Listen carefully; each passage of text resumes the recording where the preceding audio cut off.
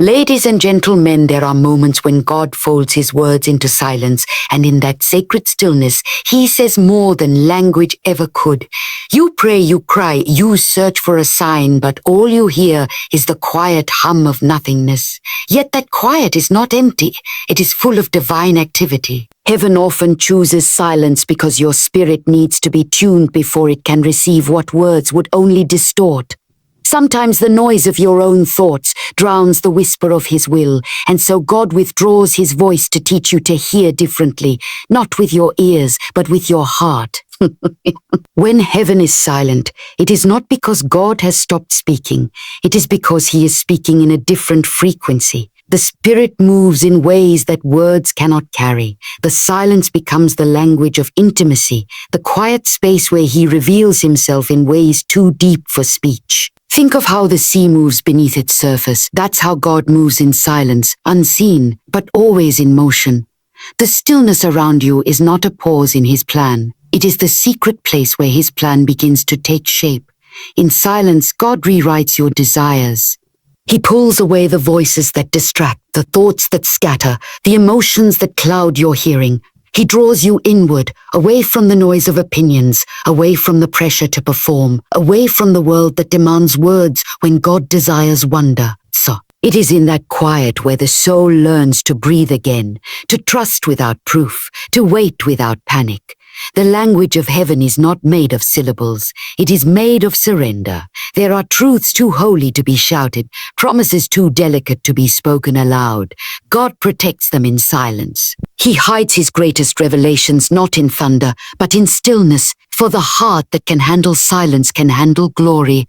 That is why the presence of God often comes like a hush, a peace that silences fear, a calm that stills the storm inside you. The silence you feel is not the absence of God. It is the shadow of his presence so close that words would break the holiness of the moment. When you can stand in that silence without demanding an answer, heaven begins to teach you its deepest language, the language of trust, of listening, of inner stillness that holds communion with the eternal. Silence is not God ignoring you. It is God inviting you to step beyond sound, beyond understanding, into the mystery where your heart learns to hear what only silence can reveal.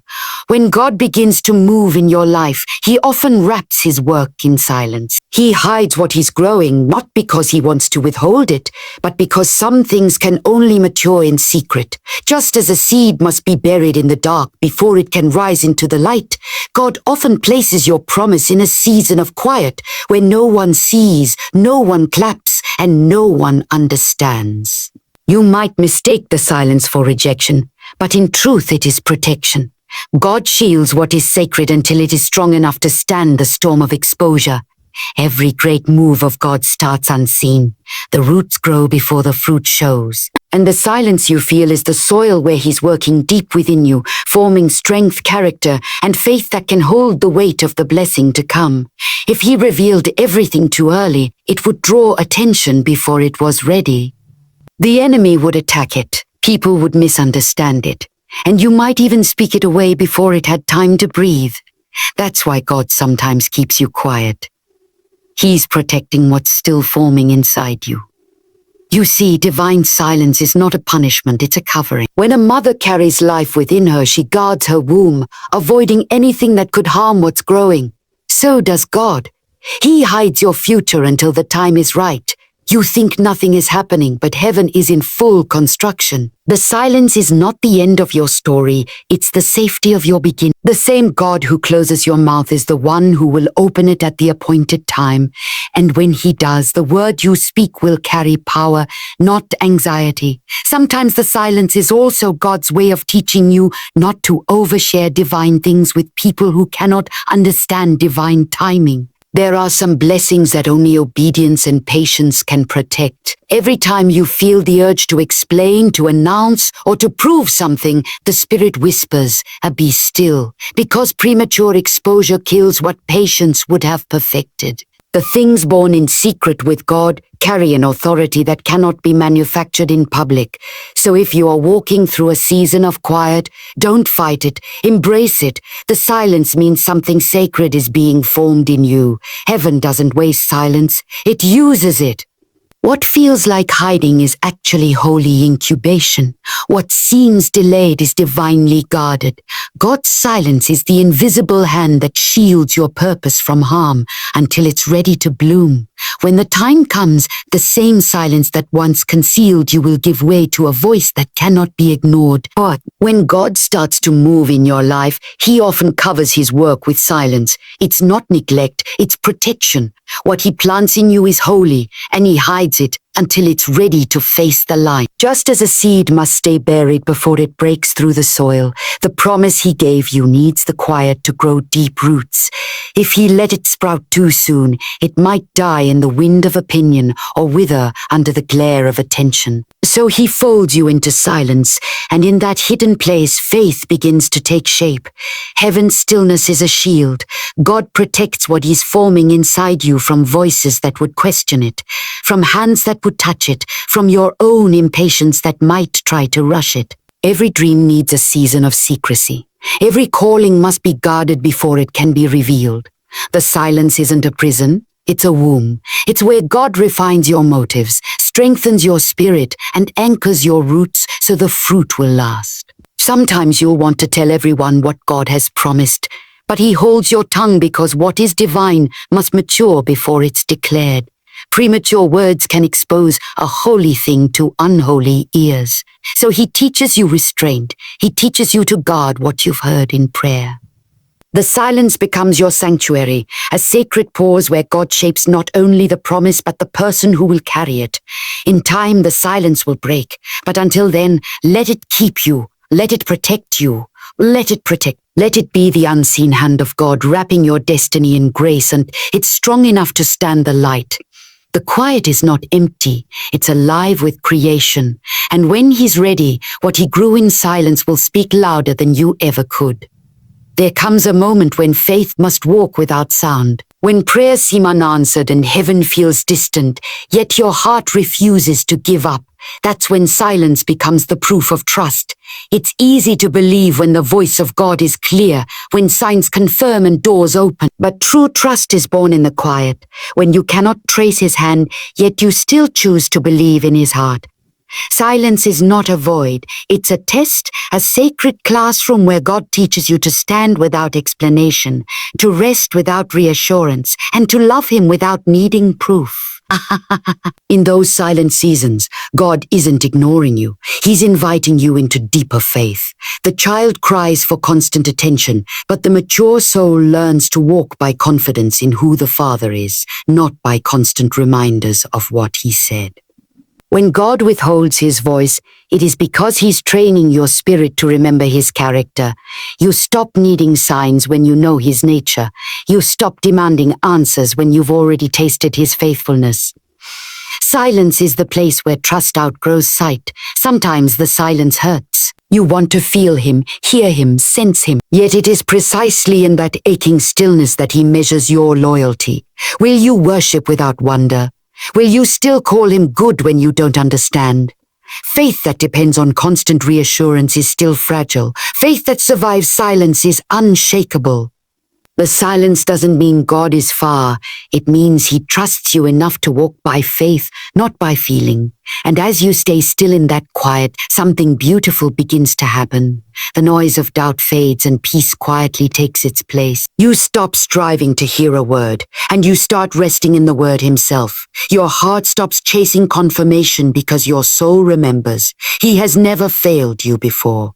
The silence becomes sacred because it proves that love and trust no longer need words. It's in that holy stillness that heaven looks down and whispers, "This one finally believes." There comes a time when God begins to remove the noise around you, not to punish you, but to prepare you. Suddenly the voices that once filled your days grow quiet.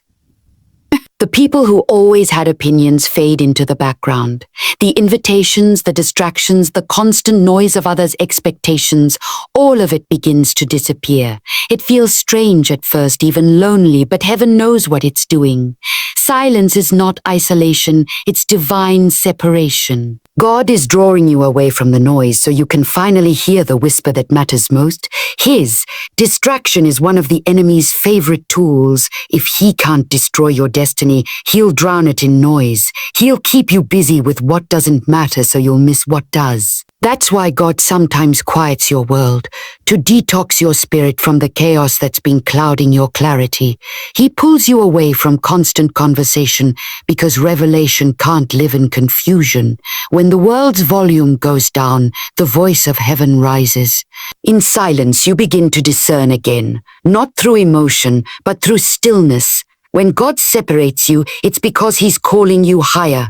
You can't hear the direction of the Spirit while sitting in the crowd of comfort. You can't grow in intimacy while being entertained by noise. So he allows silence to settle, to strip away dependence on others' approval, to pull you out of every atmosphere that doesn't align with your purpose. The silence that offends your flesh is the very space that strengthens your faith. In that quiet place, you begin to remember who you are. You rediscover your focus, your purity, your hunger. The opinions that once mattered lose their power. The noise that once guided you loses its grip. You begin to realize that silence is not the absence of sound. It's the presence of God. Every distraction fades when the divine becomes your attention. So if you find yourself in a quiet season, don't rush to fill it. Stay still. Because sometimes heaven must empty your atmosphere before it fills your soul. There are moments when God calls you into silence, not to hide you, but to humble you. The flesh always wants to explain, to defend, to be heard, to be right. It thrives on noise, on attention, on validation. But when the Spirit leads you into silence, it is because the flesh is being put to death. Every time you resist the urge to speak when your emotions demand it, every time you stay quiet when your pride wants to rise, heaven is shaping something stronger inside you. Silence is not weakness, it is spiritual warfare. It starves the flesh of its favorite food, reaction. When you stop speaking from offense, the Spirit begins to speak through peace. The battle of the tongue is one of the greatest tests of maturity. The flesh wants to prove. The Spirit prefers to wait. The flesh seeks to win arguments. The Spirit seeks to win souls. That's why God will sometimes silence you even when you're right. Because victory in the Spirit is not about being heard. It's about being holy. In that silence, he cleanses your motives. He teaches you that not every battle deserves your voice, and not every accusation deserves an answer. There is power in restraint. The moment you stop feeding anger with words, it begins to die. The moment you stop explaining yourself to those committed to misunderstanding you, the peace of God begins to fight on your behalf. Silence hands the battle to heaven. It says, I trust you, Lord, to speak for me when the time is right, and he does. The same God who asks you to be silent will one day cause your fruit to speak louder than any defense ever could. So when God commands silence, don't resist it. Every time you hold your tongue, your spirit grows stronger. Every quiet surrender becomes a victory in the unseen realm. Flesh wants to be loud, but power in the kingdom is found in stillness. There is a sacred strength in saying nothing when everything in you wants to say something. That is where true authority is born, when your words no longer come from emotion, but from the presence of God. There is a silence that is not empty but alive. Alive with revelation, alive with the heartbeat of heaven. When God draws you into quietness, it's because he desires to show you something deeper than words can carry. The Spirit does not shout above your chaos. He waits until the noise inside you finally dies down. And in that stillness, the veil begins to lift. What was blurry becomes clear. What was hidden begins to unfold. The silence becomes the sanctuary where revelation is born. So many cry out for a word from God, yet few are willing to wait in the silence required to receive it. Revelation does not come to those who demand, it comes to those who dwell. God whispers to those who linger, who stop rushing the process, who sit before him long enough for their spirit to become sensitive to his breath. The silence is holy ground. It is where you stop performing for God and start perceiving him. It's where your spirit finally catches the rhythm of heaven's pulse. When you quiet your mind, heaven begins to teach. Every question you've carried starts to lose its urgency, and a deeper awareness takes its place. You realize that what you needed was never more answers but more presence. Revelation is not information. It is illumination. It is God shining light on what already was, but you couldn't see through the noise. That's why the silence feels sacred. It's not about hearing new things. It's about seeing the old things differently through the eyes of the Spirit. Sometimes the greatest sermons are preached in stillness. The most profound teachings come without sound. When you sit before God in silence, the Word Himself begins to speak. Not through sentences, but through understanding that dawns like light at sunrise. You begin to see your situation through His perspective. You start to recognize patterns of His hand, weaving what once felt random into divine order. You learn that silence is not an absence of movement. It's where the Spirit is most active, reshaping your inner vision until your heart sees what your eyes cannot. Every prophet, every man or woman greatly used by God, has walked through seasons where heaven's silence became their classroom. Moses found revelation not in the crowd, but in the quiet of the desert. Elijah didn't hear God in the earthquake or fire, but in the still small voice that followed.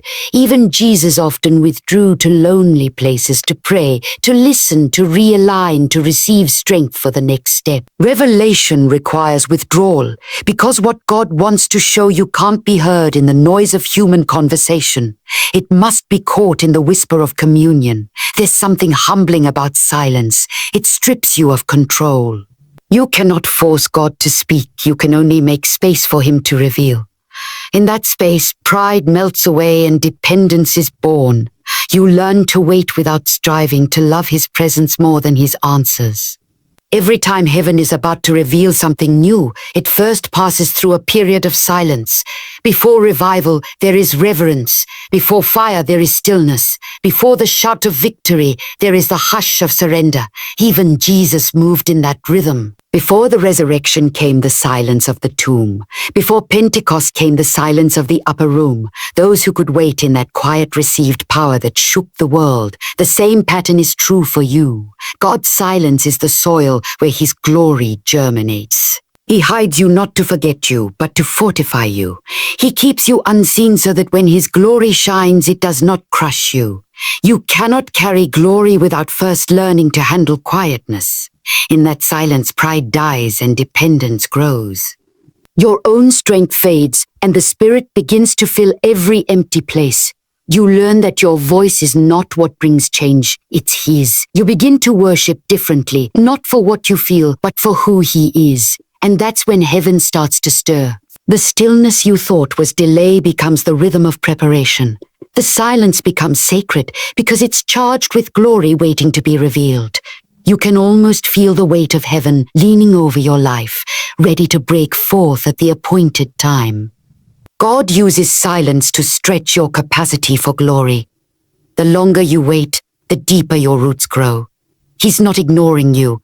He's enlarging you. When He finally moves, it won't just be a moment of blessing. It will be a manifestation of presence. The kind of glory that changes atmospheres, breaks chains, heals hearts, and transforms everything it touches. That's why the silence is necessary. It shapes your spirit to hold what words can't describe. So if heaven feels quiet right now, don't rush the moment.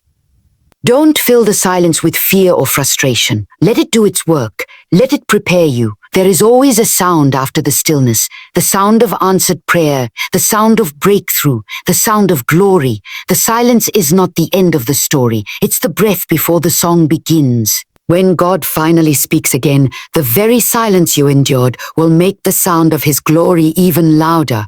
Wait with reverence.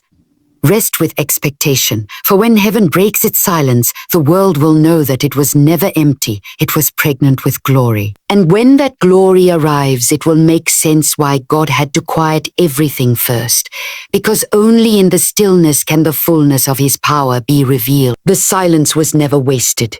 It was the sacred prelude to the greatest sound your spirit will ever hear, the sound of His glory filling your life. And now as the silence begins to lift, remember this, God was never absent. He was orchestrating. Every quiet moment, every unanswered prayer, every pause that made you wonder if heaven forgot your name, it was all divine design. The silence was never punishment. It was permission. Permission for heaven to prepare what words could not describe. When God finally speaks again, the sound will not just be heard around you. It will be felt within you. His glory will rush in like wind through open doors, and you will understand why the waiting was so long, why the hush was so heavy, why the silence was so sacred. The same stillness that once broke your heart will now make it burn with fire. So stand still. Don't run from the quiet. Let it crown you. Don't fight the silence. Let it fill you. For the God who seemed silent was never sleeping. He was tuning your soul to the frequency of his glory. And when he finally releases it, when heaven breaks its hush, you will not just witness his glory, you will carry it. The silence was not the end. It was the sound before the sound, the divine breath before the roar of glory that is about to flood your life.